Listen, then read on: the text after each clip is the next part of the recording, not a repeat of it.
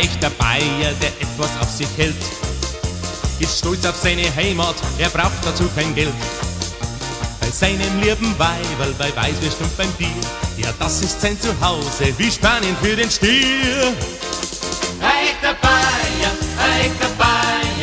sagt mein Heimat ist mir Bayer, drum bleibt der Bayer, ein echter Bayer, am liebsten gleich daheim.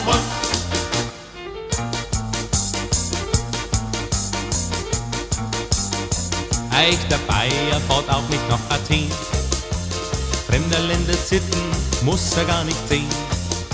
Denn hier im schönen Bayernland, herzlich und weißblau, da gibt's halt noch Gemütlichkeit, drum ist der Bayer schlau. Ein echter Bayer, sagt mein Heimat ist mir Bayer, drum bleibt der Bayer, ein echter Bayer, am liebsten gleich daheim.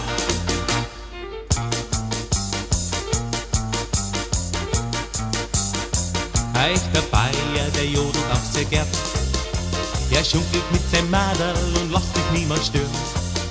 Seine königliche Ruhe, die ist nicht zum Erzählen. Wie soll's denn da am Bayern woanders besser gefallen? Ein echter